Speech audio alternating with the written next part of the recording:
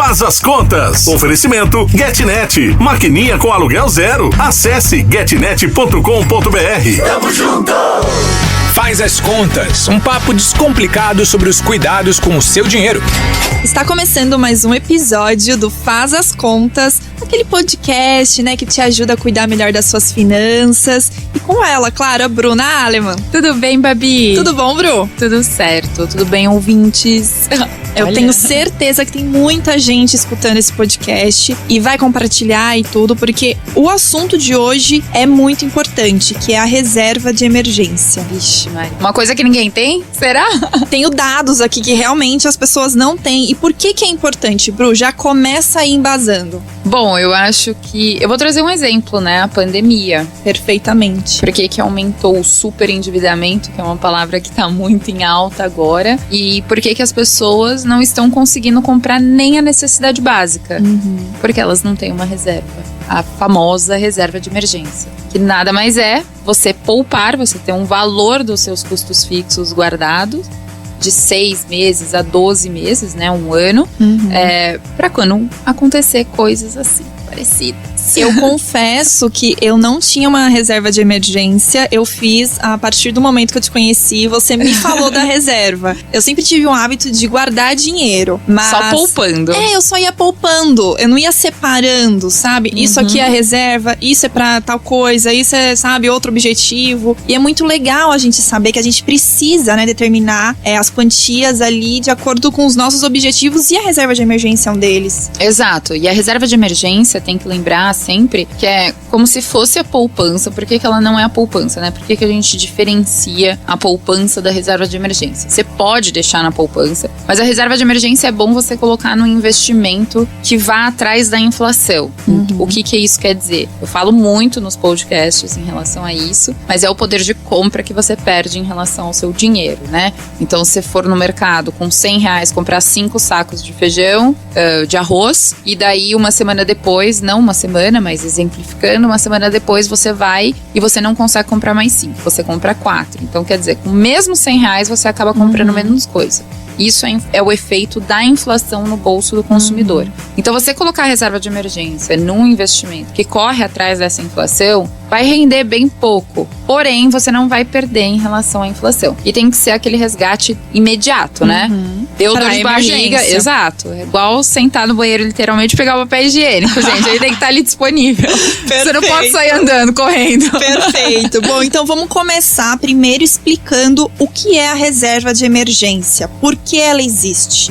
Ela existe para trazer a segurança financeira da sua família. Não só sua, mas da sua família, Vamos se dizer que na vida a gente gira vários pratinhos ao mesmo tempo. A reserva de emergência não deixa aqueles pratinhos caírem. Então, você perdeu o emprego. Não sendo CLT, você não tem seguro-desemprego, então você é autônomo, você perdeu o emprego. Se você não tem a reserva de emergência, como que você vai se manter? Porque não vai ter entrada. Ah, mas eu poupei um pouco, mas você poupou o suficiente? A reserva de emergência, ela tem regra. Então, são de 6 meses a 12 meses. Por que essa diferença? Porque se você for autônomo, o ideal é você ter 12 meses. Se você for CLT, tiver uma certa estabilidade, vai ganhar o seguro-desemprego, enfim, numa ocasião dessa de acontecer, então dá pra fazer 6 meses. Depende muito do risco que tá ali o seu emprego, vamos dizer. Isso que você tá dizendo de 6 e 12 meses seria o valor, O valor de custos fixos, Não o seu salário. Então, a reserva de emergência, ela tá ali pra nos auxiliar caso surja um gasto que vem do nada, é uma doença, você perdeu o emprego. Tem uma listinha aí, você quer citar alguns, Bru? Vamos lá. O primeiro que eu comentei foi uma demissão inesperada, Então, foi demitido, não tem como dinheiro guardado, como que você vai colocar comida na mesa? E é isso que a gente tá vendo na realidade de hoje. Problema de saúde repentino, isso é muito comum, Nossa, um exame que você precisa fazer que te pega de surpresa. Remédio é muito caro. Dá aquela dor de garganta, qualquer antibiótico é o quê? 60, 70, 80 reais. E nem todos estão disponíveis na farmácia popular. Então, é um custo que você precisa colocar. Pensa bem, se você ganha um salário mínimo e o remédio custa R$100, quer dizer, é 10, 15% ali do seu salário. É muito caro, Eletrodoméstico. Putz, lá em casa né? Esses dias eu queimei alguns colocando na tomada 220. Ai, que dor. E são coisas que eu uso muito. E o que eu tive que fazer? Comprar. Então você tem um dinheiro disponível. Não vamos sair pagando no cartão de crédito. Não vai criando uma dívida. Não, serviu pra isso. Peguei, coloquei, deixei o outro lá encostado, dei pra que alguém quisesse consertar e comprei um novo. Então serve exatamente pra isso. Problemas com o carro. Acontece bastante, né? E pega de surpresa total, é a emergência. Exato, porque você tá parado, alguém bate em você. A culpa não foi sua. Porém, você tem um custo. Tem um gasto. Se o outro não tiver seguro e ele não tiver dinheiro suficiente pra te pagar, como que você fica nessa e os situação? problemas mecânicos, né? Às vezes é o freio, às vezes é troca de óleo, às vezes dá um pane ali no motor e você vai desembolsar o quê? Uns R$500 revisão, pra mais. Né? Nada mais que a revisão do carro. E ela sempre é inesperada, você nunca sabe quando que você vai precisar. Então isso é muito importante. Algum ente querido precisar de ajuda. Que é o que acontece. A gente sabe que acontece muito. Eu tô falando isso, mas é uma coisa que eu gosto e não gosto, né? Que eu acho que inclusive a gente falou em um dos programas, você empresta dinheiro, enfim. É muito complicado você fazer a sua reserva de emergência e você disponibilizar esse dinheiro pra alguém. Porque eu sei o quão custoso foi pra você e quanto tempo você levou pra isso. Mas então tem que tomar muito cuidado. E existem analise bem a situação. Que acabam ajudando mãe, que acabam ajudando pai. Nesse sentido, não tem problema. Né? Porém, a reserva de emergência não deveria ser utilizada para isso. Então, faça uma outra reserva que depois eu explico ali na frente. Mas vamos deixar a reserva de emergência pra você, pro seu existencial, seu e da sua família. Anotaram, né? Dentro de casa. Acho que esse é o mais importante para falar. Reajuste no aluguel. Isso vem com um impacto muito grande, né? Então, a gente normalmente esquece quando o nosso contrato de aluguel vai vencer. E daí, de um mês para o outro, por exemplo, ele aumenta. Então, aquele valor de diferença, às vezes é necessário puxar 1-2 meses da reserva de emergência, porque você vai ter que reorganizar suas contas para ela entrar nos eixos de novo e depois você repõe aquele valor. Mas serve também para isso, porque é um custo a mais, né? E não só para aluguel, né? Tantas outras contas que às vezes recebem um reajuste ali, até o próprio convênio, né? Exato. Recentemente tem sofrido aí alguns ajustes. Exato. Lembrando sempre que o que você tiver na reserva de emergência não é para ir gastando de uma forma descontrolada. Sempre quando você colocar, já readeque as suas contas. Então, aumentou o plano de saúde e o aluguel. Vamos dizer que você vai ter que tirar R$300 por mês da reserva de emergência. Mas já coloca nos seus planos de onde que você vai economizar esses 300 para que ele entre na sua conta de novo e você consiga poupar e colocar de volta o que você tirou, né? É uma poupança que ela sempre tem que ficar ali naquele valor dos 6 meses, 12 meses dos seus custos fixos. Então não é, tirei, agora eu só tenho 2. Não, porque se vier uma dor de barriga muito maior, por exemplo, que foi a primeira que a gente falou do desemprego, você vai precisar dela completa. Então pensa sempre nisso, né? E tem assim, na verdade, bem interessante para finalizar, que seria aprender a ter disciplina, né? Por que a reserva de emergência a gente fala que é o seu primeiro investimento? E eu falo muito, não invista enquanto você não tiver uma reserva de emergência. Tem educadores que não seguem essa linha.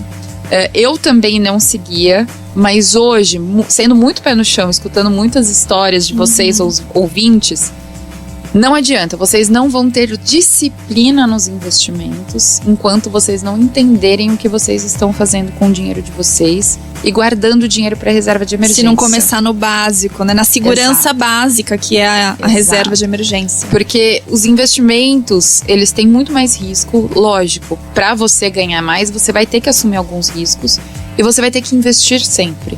E daí eu pergunto para você que tá escutando, para comigo e pensa, se você não teve a disciplina até hoje de colocar a sua reserva de emergência, e vocês muito me perguntam, Bruna, eu tenho R$1.000, eu já quero investir. Você tem a reserva? Não, não tenho. Você tem disciplina mesmo? Faz essa autorreflexão, faz essa autocrítica. Você acha que você tá preparado para isso? Se você não conseguiu durante a sua vida inteira, até hoje, você não conseguiu poupar de 6 meses a 12 meses do seu salário para você ter aquela segurança ali preservada. Então, essa seria a lição final que eu deixaria, né? Reserva de emergência, ela serve para isso.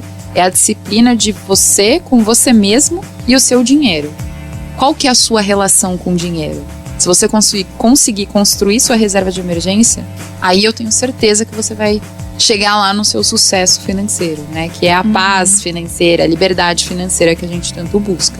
Ótimo, então a gente comentou aqui agora alguns exemplos, né, de imprevistos que podem acontecer na nossa vida, que a reserva de emergência tá ali para socorrer. Exato. E aí você comentou entre isso algumas vezes sobre ter a reserva de 6 ou de 12. Agora explica pra gente como é que monta essa reserva, o que significa esses 6, o que significa esses 12 meses.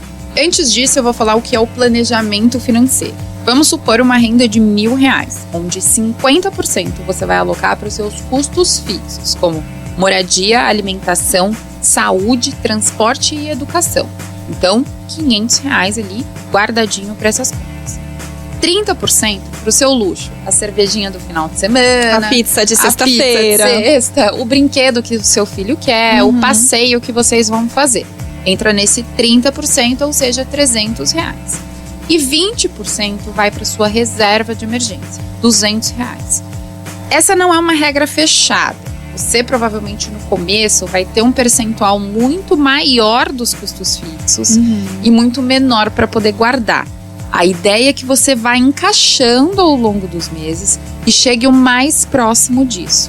Mas se a pessoa conseguir guardar R$50, R$100, 200, guardar é o que importa no início, né? Exato. Até conseguir. Nesse início, é só para você ter um desenho e falar qual o meu objetivo. Já toma essa regra como um objetivo. Perfeito. Chegando mais próximo dela, tudo bem.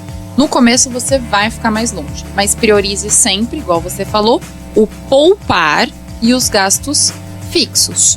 Nunca o seu luxo. A primeira coisa que vai sair é o seu luxo se as contas não estiverem fechando. Então, esse é o planejamento financeiro. Lembra os R$500 que eu comentei sobre os custos fixos? Ele que vai ditar a regra da sua reserva de emergência. Então, por que 6 meses e 12 meses? Você vai fazer os 500 vezes 6, que dá R$3.000, ou os 500 vezes 12, que dá 6.000. Esses são os dois objetivos. Nos 6 meses, para quem é CLT, tem um emprego um pouco mais, vamos dizer, não diria tranquilo, né? É complicado mais a gente seguro. Falar mais seguro, né? Não dá pra gente falar tranquilo. Mas mais seguro, porque CLT, se você sair, você tem um auxílio-desemprego, você tem uma renda ali te auxiliando, você fez contribuições para aquilo, então você vai estar um pouco mais tranquilo em relação a isso. 12 meses, principalmente para quem é autônomo, para quem é empresário, você não sabe quando você vai ter renda ou não vai ter. Então, e isso acontece ao longo do ano. Porque alguns meses você pode pegar alguns bicos ou alguns trabalhos e no outro mês não, né? Então, você vai ter que aprender a viver com aquele dinheiro, que alguns meses você faz um dinheiro e alguns meses outros não. Por isso é tão importante ter os 12 meses para te dar aquele fôlego financeiro. Aí, com essa disciplina, porque eu sei que muita gente vai suar, Bruna, mas eu vou demorar 3, 4 anos para fazer isso. Não tem problema, não se preocupe com esse tempo. Eu sei que a gente tá no efeito manada de todo mundo querer investir, mas é isso que vai levar você a lidar melhor com o seu dinheiro. Você vai ver o esforço que levou só para construir uma reserva. Não é tão fácil assim impulsionar os investimentos também, né? Então que fique essa dica aí, já tirando a dúvida do 6, do 12, planejamento financeiro, reserva de emergência e investimento. Perfeito, então a gente já sabe aqui para que a reserva de emergência existe, a gente já sabe como montar, né? Que são 6 meses os custos fixos. Exato. Dos gastos, né? Ou 12 meses, dependendo se você é CLT, se você é PJ, dependendo, né, de como você recebe a sua renda.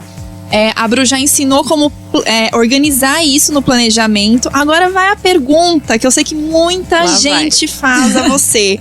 Bruna, aonde eu coloco a reserva de emergência? Você até comentou, né, de tem que ser algo que nem o papel higiênico.